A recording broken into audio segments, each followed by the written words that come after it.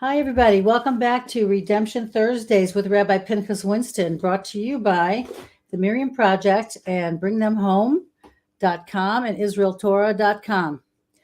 I just want to, before the rabbi starts to speak, we're talking about Hanukkah tonight, working towards Hanukkah. We've been talking on different topics of the geula shalema, redemption, leading towards Mashiach, all different topics. And you want to check out the rabbi's website, 36.org, which you see right below him. And I can't even tell you how many books he's got. He'll tell you himself, but you want to see the big picture is an amazing book. Preparing for Redemption. Whoopsie, where are we here? Preparing for Redemption. And this is just a drop in the bucket of what he's got to offer you. ETA, estimated time of arrival for Mashiach, and many, many other webinars, videos, essays. You can subscribe to weekly Torah portion, which I can't live without. And the rabbi knows that. My children know that. Rabbi Winston says, and I have to quote him every week because it's always brilliant. And without further ado, thank you, Rabbi Winston, for joining us tonight. Now I'm speechless. Good night. Just kidding. Chanukah is by far one of my favorite topics for a number of reasons, as hopefully become evident over next week, B'ezras Hashem. And every year, usually I rewrite what I've done in the past. I have several books out right now up on the topic. One is called The Light of 36. Hence the 36 with the Parsha sheet. There's my organization, the Parsha sheet.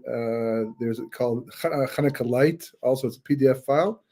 And scattered throughout other works, a lot of material is also in the big picture, which Yehuda just showed you recently. And every year I try to like a different approach, new approach that for me also, there's a lot of insight that comes just from rearranging the pieces. And you look at things differently, but it's just really the summation of everything. I mean, not just everything about Torah and Judaism, but everything about life, the Jewish world, the non-Jewish world. It's all encapsulated in Chanukah itself. If you understand the mechanism, and it is the basis of another book, which I call The Equation of Light, because that really is what Chanukah is about, which we will visit shortly, B'ezras Hashem, vis-a-vis the topic they're going to focus on right now. In 2001, one of the most famous events of current history, recent history, occurred. An absolute disaster, catastrophe, unbelievable. It was so hard to grasp, so hard to take in, watching the news and hearing about what had taken place and how it had taken place. September 11th was a turning point, one of the biggest turning points in certainly the last 25, 30, 40, 50, probably since World War II in a lot of respects.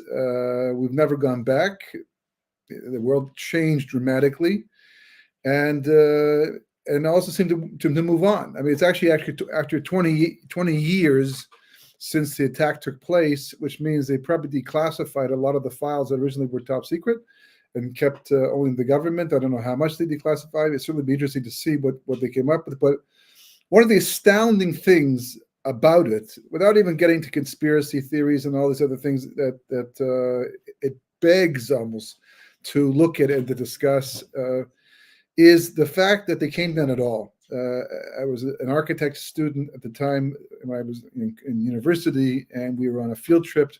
One of the sites that we actually visited was a World Trade Center on a tour on the top of the building. And I remember very distinctly, it must have been like 17, 18 years of age at the time, and the guide telling us that the buildings were made in a very unique way. It was a certain core construction that meant that really they could not be taken down, certainly not by an airplane. Other buildings have been hit by airplanes. You can go on YouTube, you can see, buildings that were not nearly as strong, more classical structures where planes flew into them. I think the Empire State Building also was hit by a plane at one point in time.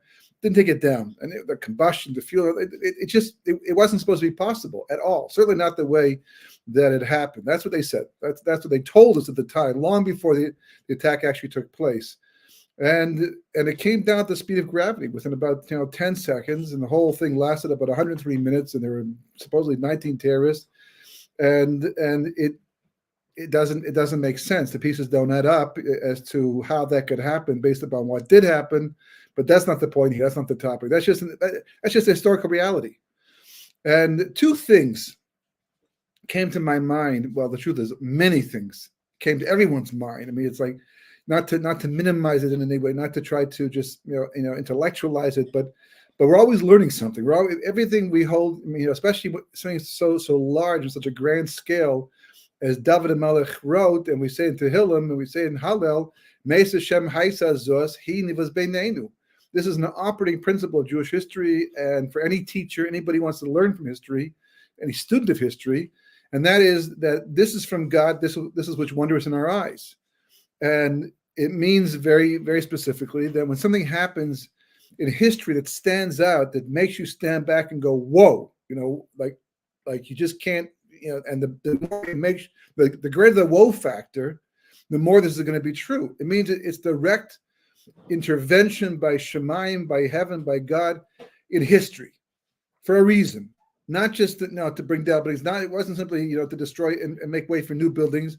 There was something going on, historically from a heaven point of view, God's point of view, and invariably the Jewish people, especially if you're living in the diaspora, you have to learn something from it.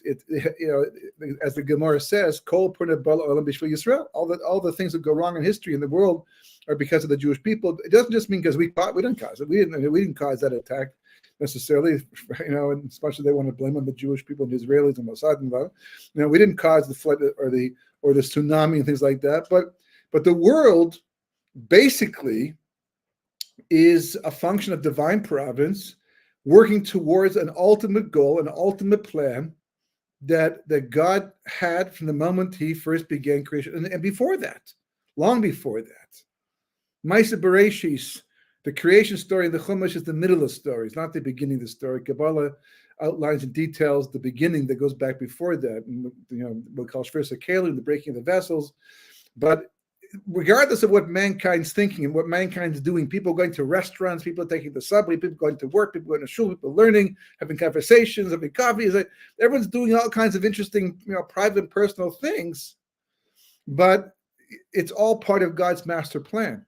God's doing something, whether we know it or not. He's moving us towards some kind of ultimate goal, and that never changes. It never stops. The fact that Moshe Rabbeinu died and we did not add to the Chumash anymore after that does not mean the Chumash stopped. It's eternal. The fact that the Nevi'im stopped having prophecies 1,000 years later does not mean that those prophecies no longer apply. Tanakh is as alive and well as ever, running history behind the script of history. And even though people seem to think, well, it's ancient, archaic. No, it's like this is ongoing, and you have to get used to it. You have to get it into your mind, to get your mind around it, and live with that reality, because that's what's going to happen. At some point in time, it's going to pop up, and we're all going to become aware of the fact that nothing has changed for thousands of years, except how much we don't know, how much we become blinded to the hand of God in history. So certainly, when a major event, especially a catastrophic event that makes the world stop and question and think and look at things, Corona also falls into this category. But this was really different in many respects. It was like more of a shock. Corona took time. It developed over time, and there's also a lot of questions regarding that too. And the impact is also dramatic. And Mesa Shem Haisa Zos, Hinivas Beininu also applies to that. But this happened in a matter of 2 hours, and the whole world was transformed, and we've never looked back since then. And one of the things that affected me, that was among the many things, again, not to trivialize in any way, but one of the things that affected me, because I was literally working on a book at that time on this particular topic. I was in the middle of a chapter on this idea. And I had already been impressed by some email that had been going around before that to do with Y2K, which came right before that. We'll talk about that in a second, Hashem, because that's also Meis Hashem Haisa Zos Hinas Beinenu. I mean, people want to like, how can you read into things like that? It's like it happened, but it didn't happen. And you have to understand the rules of creation. And the more the more you understand, especially as you go into Kabbalah, the more you understand about how God runs his world. The fact that the world doesn't believe it's possible, the fact that the world has difficulty seeing the hand of God in what takes place, the fact that people, naysay all the connections that some people come up with, it doesn't mean they're not true. Some aren't true. Some definitely are way out there, but some, if they're well based in Torah and history and Kabbalah and things like that, then you have to pay attention to them. So, Y2K, especially when it came along historically in that context, and we don't have time to go into all that right now, but it's all in the books. ETA discusses things like this idea, but you put it all together. But coming back to the point I was trying to make, there were two things that stuck out in my mind that, given the context of the event and also my own personal context at the time, was the way those buildings came down like they were straw. I mean, they burned down like they were made from flimsy wood, not from, I can't even begin to imagine, as an architecture student, I can't even begin to imagine, how much furniture and metal and glass and walls and some, it's, fiberglass, so much material that had to be consumed in a very short period of time. And you saw the pictures. I mean, you can argue the point all you want. You can argue against conspiracies, because that's, people don't like to believe in things like that. But you can't argue about the pictures that were taken 2 hours later and a week later, whatever. You look at the scrap metal, like you would never believe there was 110-story building, 210-story buildings, basically. You can't believe that was reduced to that in such a short period of time. Like straw. And the first thing that came to my mind was actually in this week's Parsha. I don't think it wasn't yet this week's Parsha back then, because it was September at the time. But since I was involved in this Parsha, part of the book I was working on, because it has to do with the birth of Yosef. And Yaakov Avinu is by Lavan altogether for 20 years. And he decides to go. He decides the time to leave when Yosef is born. And Rashi explains why. Because once Yosef is born, so then his main weapon against Esav was born. It doesn't say why or how, and he's like literally 6 years old when they finally meet up with Esav, I believe. But somehow he's the source of Mashiach ben Yosef. And as a result of this, Mashiach ben Yosef is supposed to bring down Amalek at the end of history. That's the connection to Yosef Avinu, Yosef Atzadik. And when somehow Yaakov knew that Yosef was going to be special, even from birth, maybe before birth, he was a prophet. And he knew that once Yosef is born, this is the beginning of the end of Esav. And Rashi talks about this, and he brings down the famous verse. He brings it down twice, I think, here and also in Parshat Yeshav as well, about Yosef. And it's from Avadia, who originally came from Esav. He was a convert from Edom, and he became a righteous Jew, became a prophet in the end, a very heroic, righteous prophet. And he has a verse that talks about the end of days and how Yaakov is a fire, and Yosef is a flame, and Esav is straw. He's kash, he's straw. And a fire will go out from Yaakov and burn up Esav, which is the kash. Now, why these particular things? Well, fire, that's obvious, Torah, and it's powerful and it can be destructive. But why kash? Why straw? So there's interesting. There's another medrash at the beginning of Yeshiv. It's actually tied. It's actually tied to the same idea. But there, Rashi brings a scenario down, and the scenario is that these two people are standing side by side. One is a blacksmith, and one is just a this guy watching what's going on.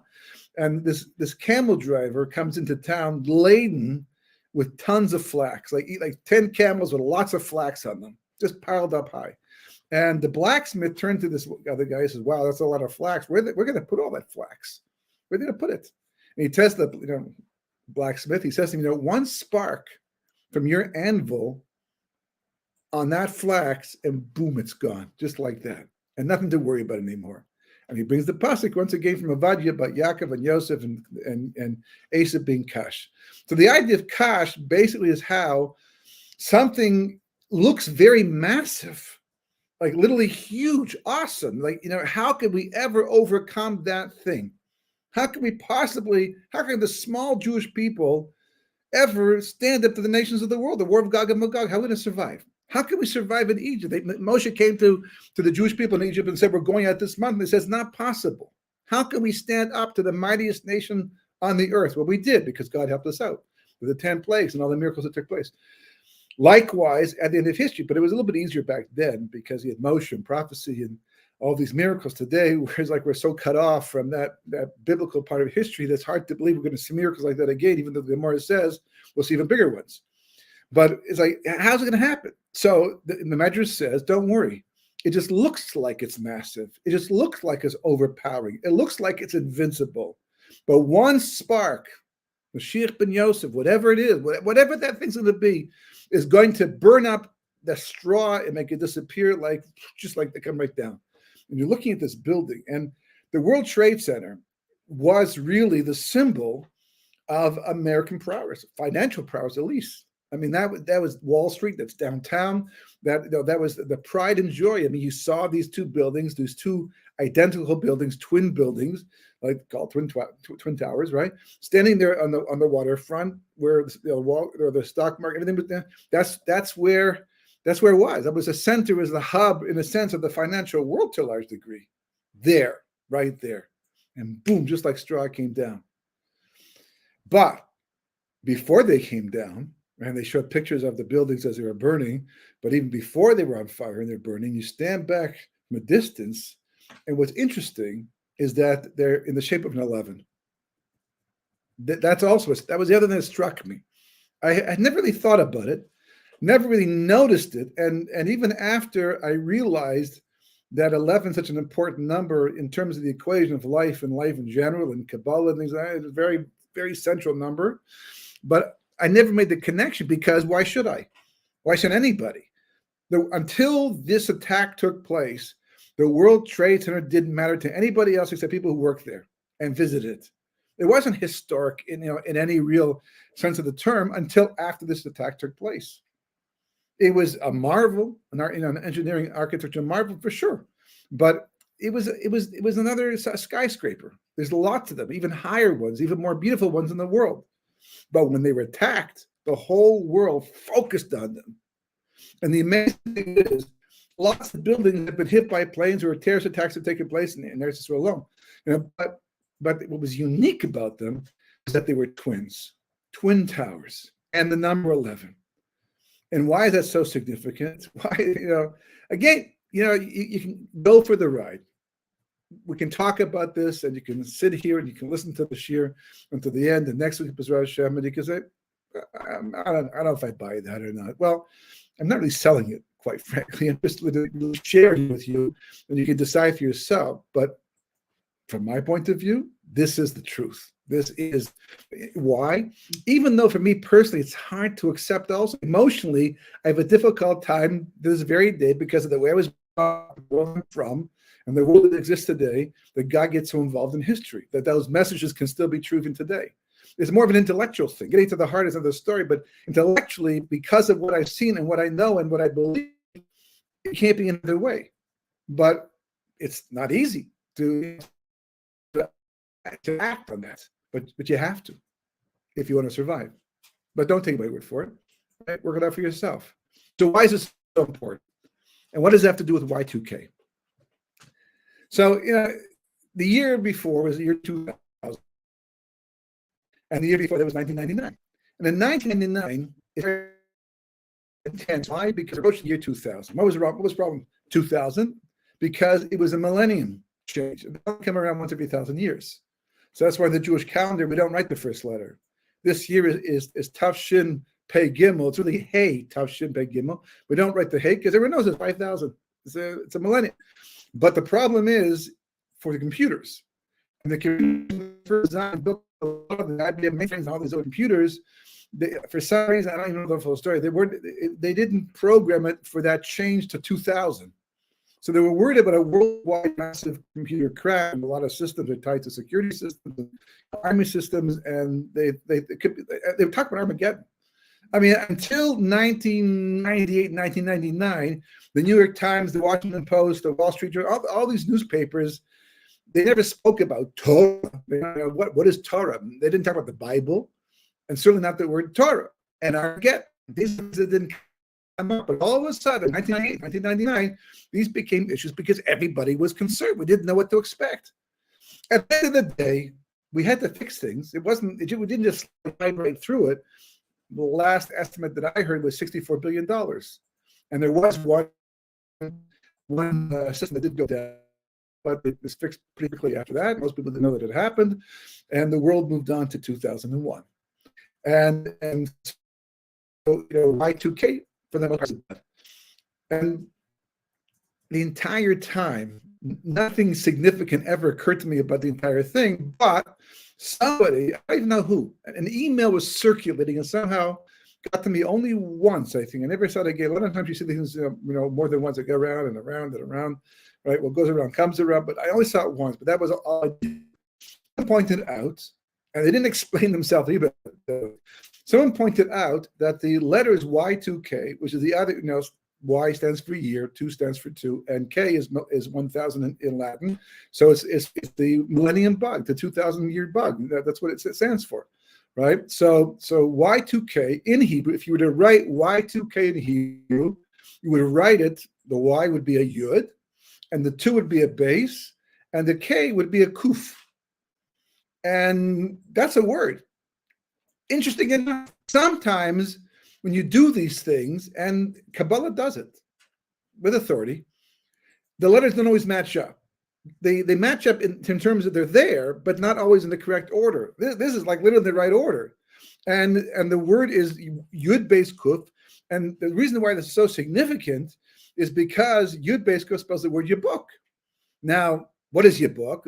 It comes up a few times in Tanakh, but specifically, for example, in the Haftarah of Parshas Korach, I believe, right? With the story of Yiftach, it mentions Yabok over there. But the main place the Yabok shows up is by Yaakov Avinu after being away from home 36 years. Remember that number. That's the Chanukah number. Altogether, his wife, Rochel, dies at the age of 36 because you can't live in Eretz Yisrael married to 2 sisters. The Ramban points out that the Avos kept the mitzvahs, even though they were obligated to do so, but they kept the mitzvahs in Eretz Yisrael, but not in diaspora. So in the diaspora, he ended up marrying 2 sisters, but he can't be married to 2 sisters in Eretz Yisrael. So as a result of that, Rochel died by Beit Lechem on the way in. She was 36 years old. Leah didn't die yet. I think she died at the age of 45, which is another number, but her name itself equals 36. And Yaakov's away from home altogether for 36 years. On the way back, he comes back. He has a fight with the angel of Esav. His name is transformed to Yisrael as a result of it. And it's all in the Chumash there. But the river he crosses over to get back into Eretz Yisrael, which is interesting because it actually goes north and south, not so much this way, but it is the Yabok River. That's where he has the battle by the Yabok River. Now, that seems to be insignificant. Nothing that important at all, except that's where it was. Obviously everything is divine providence. There's no coincidence. God waits exactly the right moment for right down to milliseconds, if not more. He can do that kind of a thing, as the Gemara says in Brochas. But this, it's like we don't know what that is necessarily, except that it turns out that your book has Kabbalistic significance. And what is that? So the Arizal explains in a few places, but Shar Gilgulim, he mentions that your book actually represents the shleimus of a person, the completion of a person. How does it do that? Well, it turns out that if you take the name Yud Kei Vav Kei, well, actually Aleph Daled Nun Yud, which we pronounce as Adonai, right? Yud Kei Vav Kei, which we don't say the way it's written, and the name Ekia, which is the third name, right? You add up the gematria of all those letters, it turns out it totals Yabuk. Not only that, says the Arizal, but they correspond to 3 different levels of spheres in the world of the spiritual world. So the lowest level is Adonai, corresponds to the lowest level of soul called Nefesh. Yud Kei Vav Kei corresponds to the Ruach, the level up, and the Neshama, which is the highest level that we can achieve in our lifetime. There's higher levels, but we don't have access to them right now. That corresponds with the name Ekia. And if you acquire all these 3 levels, then you are set to cross your own personal Yabuk. And you become what the Arizal says, the verse alludes to, when it says that man was made in the image of God, you become what he calls an Adam Shalem. To get all three levels, you're an Adam Shalom. Your book represents becoming an Adam Shalom, which is very interesting because we see that Yaakov, when he crosses the Yabok and he fights the Sarshalesid and his name is changed, the next thing he does is he goes to Shechem, and as he's camped by Shechem, it reports that he is Shalem. And it's such an unusual comment to make, Rashi says, that Rashi feels compelled to explain it. There's no shot just having it there. So Rashi says it means that he came Shalem Begufo, B'Toraso, B'Mamono, exact order. But in other words, everything he was together. He had his act together completely, and he was healed from the damage that happened by fighting with the angel before meeting up with Esav. So that's right there. Shalem. He crosses the book. He becomes Shalem. The result says kabbalistically crossing the. So how do you do it? So he says basically it has to do with learning Torah. If you learn Torah. If just actually the lowest level, you just perform mitzvahs and you don't really learn that much Torah, but you just perform the mitzvahs. So then you get the lowest level because that's the level of action. You go up a level, you learn Torah altruistically, specifically the oral law, right, which corresponds to ruach, which is breath. I'm going very fast. This is all in the books. You can get the details later on. Right, but that you get the level of Yud Kei Vav Kei, and if you then learn Kabbalah, he says you get the level of the hidden parts of Torah, and you learn that. So then you acquire the level of Neshama, and then you become what's called an Adam Shalem. You've crossed your own personal book. Now, what we haven't said until now is that it's not just that Yaakov is becoming a perfected human being; he's being transformed from what to what. So you have to ask the question. Last week's parsha told us. This is parsha V'yetzei. Parsha told us. Rivka, their mother, has twins. Twins. Why? Why did they have to be twins? They could have easily been just brothers. I found out for the first time that fraternal twins are not really twins.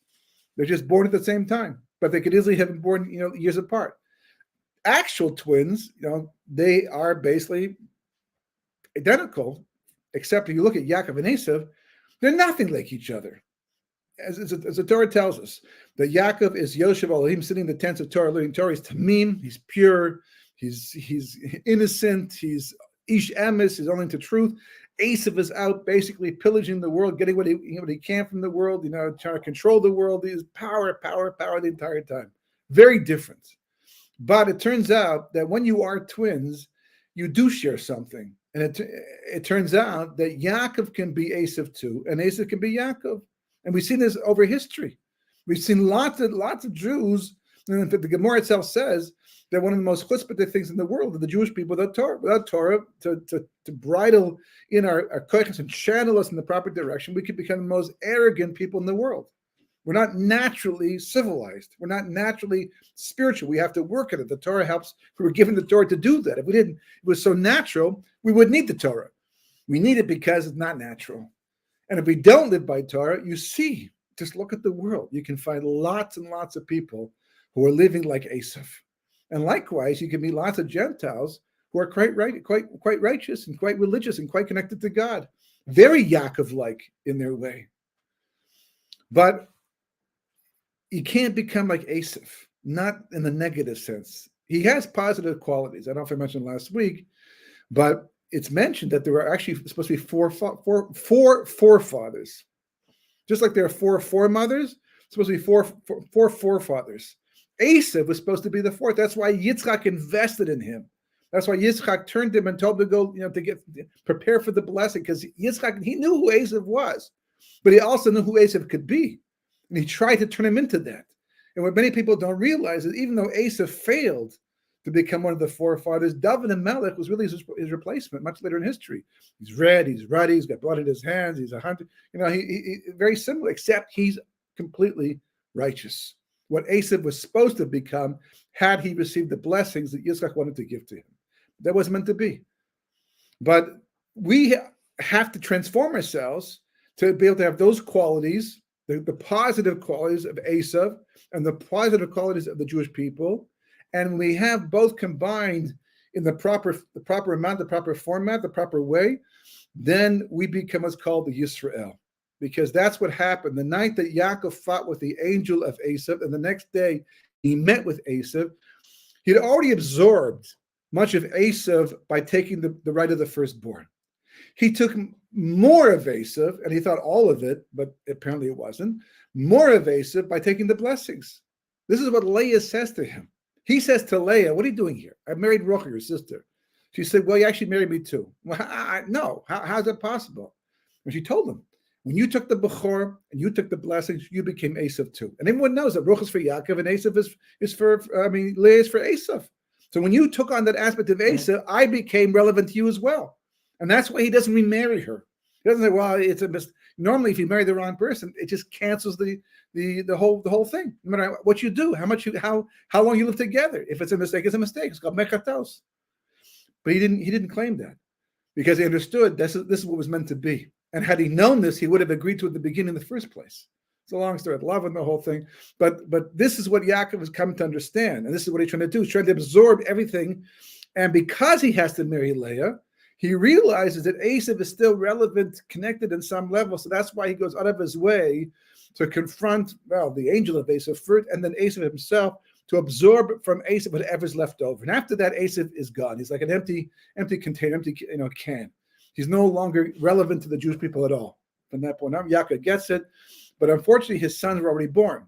And because of that, they couldn't get it from him. They had to get it from themselves. And history basically has been about us crossing the Yabok on our own. Yaakov crossed it. He was completed. He was finished off. He still had what to go through, some more tikkunim, Yosef being taken. There was still a lot to talk about. But overall, Yaakov became Yisrael. It was confirmed after Shechem, but his sons didn't. They weren't there yet. And there's Gemara's about this, and again, it's all in the books, detailed. But this is what Jewish history has been about. Separating ourselves from Esav. Not completely, not abandoning everything about Esav, because Esav has many, many important qualities that David HaMelech was able to absorb himself. And that's why David HaMelech said to Kodesh Baruch Hu later on, there should be 4 of us. I should be one of them. In the Shemona Esrei, we should say Elokei Avraham, Elokei Yitzchak, and Elokei Yaakov, and Elokei David. And Hashem said, well, you have to earn that spot. So test me. And he didn't pass the test. But he was right. He was right in principle. There's supposed to be 4 of them. And this is what being a Yisrael is all about. And the rest of Jewish history, all of history, from the destruction of the first Beis Hamikdash to the destruction of the second Beis Hamikdash, to all the pogroms, to all the positive moments, to all the exiles, everything that we've been doing it's not random. It's not that we went here and they liked us at first, and they were indifferent, and they came to dislike us and kicked us out, and they killed us in the end. Every single step along the way is part of that development process. Nothing's outside of it. It's all been about one thing and one thing only: becoming a Yisrael. Not just being a Yaakov, but being a Yisrael, which means being a hybrid, but all on the side of Kedusha.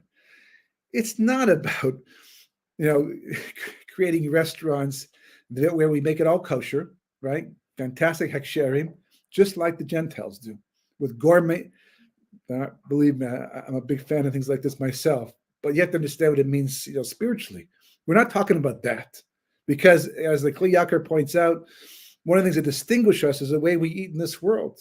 For those who are not going to the world to come, this is their world to come. They're allowed to enjoy their world fully, but we're on the way. We're moving in the direction of the world to come. So we eat, we have to be able to do Torah mitzvahs. Too much materialism softens us. It ruins us. It makes us less spiritual. As the Gemara says, literally, you can't eat at 2 tables at the same time. Either you're ruchani or you're gashmi. It's very rare that you can be both at the same time. Very few people have been able to manage that balance in the end. And we're not just the same cars, same houses. It's not the same idea. It's taking certain koiches that they had, that Esav has, as his descendants had. We've been sent amongst the Gentiles everywhere we go to be exposed to it, to see whatever they're doing, to experience whatever they're doing, and see how what they're doing can be used for the sake of advancing Torah and the revelation of God in the world, because that's what we're here for. It all comes down to that one verse from Zechariah that we say at least 3 times a day in Elenu. On that day, God will be one and his name will be one. On what day? On the Yom Mashiach. That's what we're heading towards. Smartphones, iPads, restaurants, the world clothing, put the whole thing together. It's not about that. Even the learning that we do and the Bati Midrashos and the Bati Knesios, you have to be focused. Like, what's all this tefillah for? What are we aiming at? Just going to God with their shopping list. God, I need this, I need this, I need this, I need this.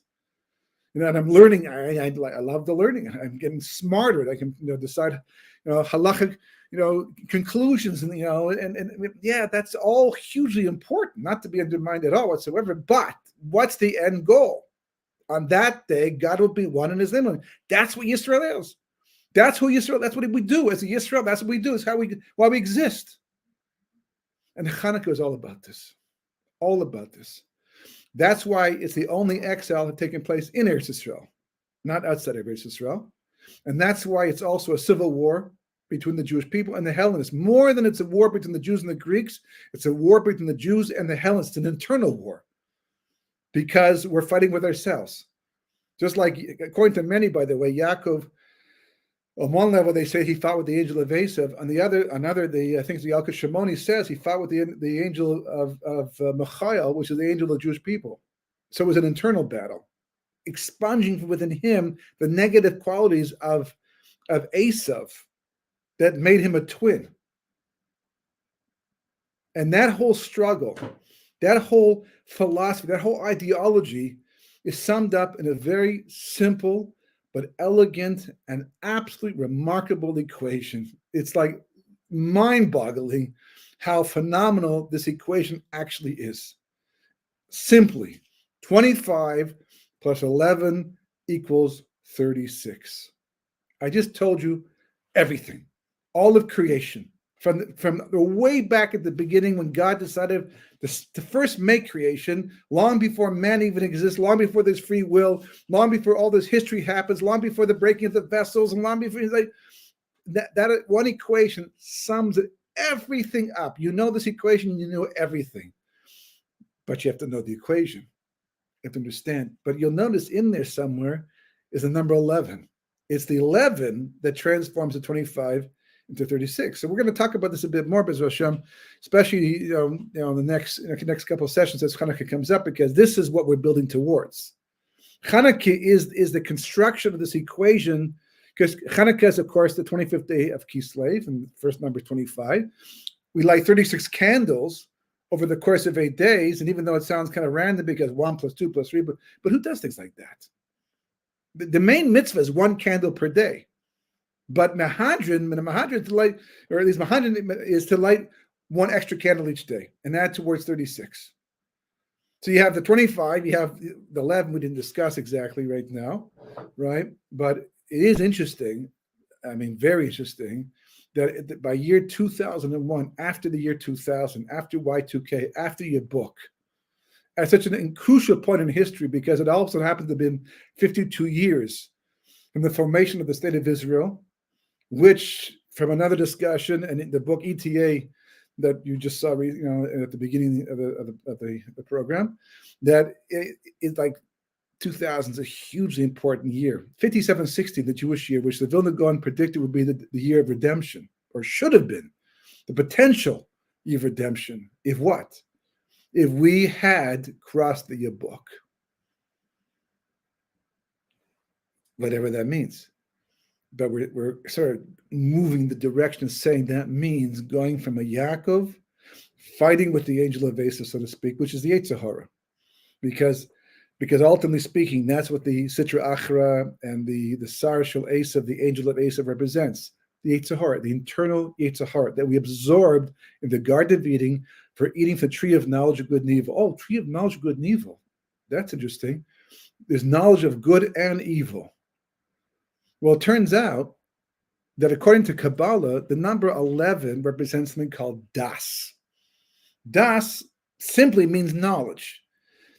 Deeper, it's a specific type of knowledge. It's a knowledge that can reveal God to you in the world, to peel off the layers that God has used to hide himself so you can find him.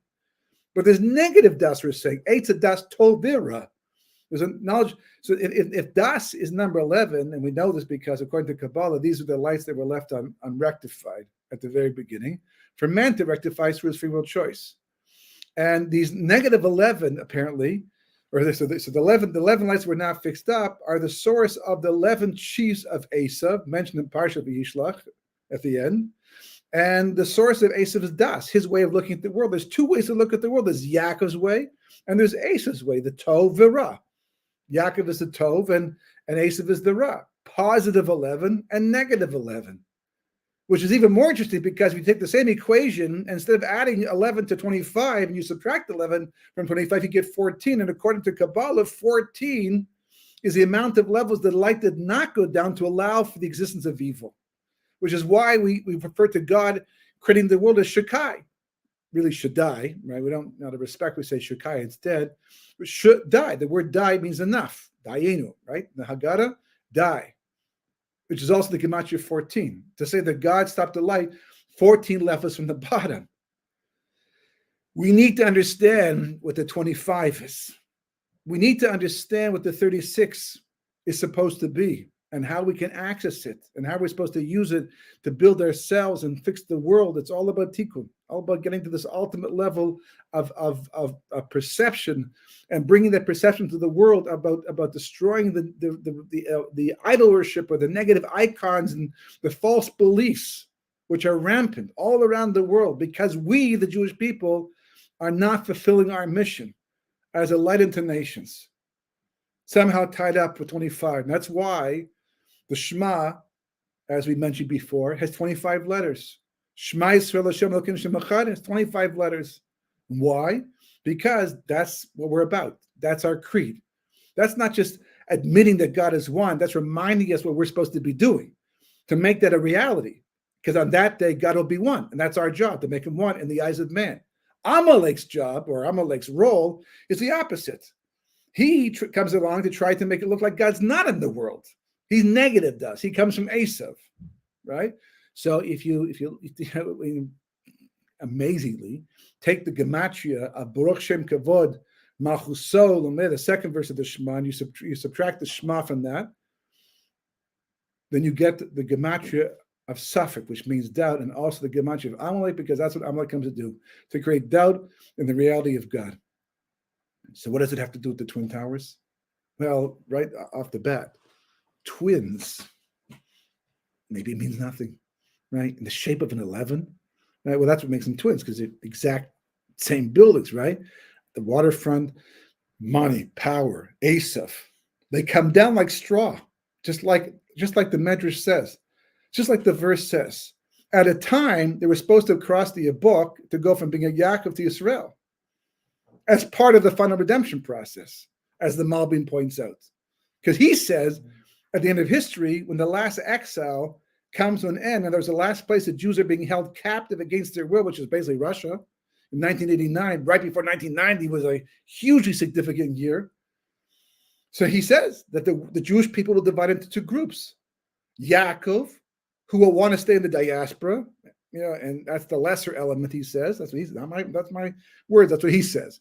And a small group that will go back to Israel and proclaim that until we have the Beis Hamikdash, the Shechina, we're not going to have the final redemption, no matter how good it is for us, anywhere else in the world. And in their schus, the Malbim says, he's writing in the 1800s, long before this estate. And in their schus, he says, the Mashiach will come and the final redemption finally occur. All because of this idea of Yisrael, which is about not being like Yaakov, which is about using positive dust as opposed to negative dust. So if you want to get some background information, I suggest maybe take a look at the book, if you can, over the course of the next week, as well, Hashem. But we'll go over these points and make it a little bit clear what these numbers mean and how they apply to us at this stage of history as well. More, in fact, more so than ever before in the past. Shabbat Shalom.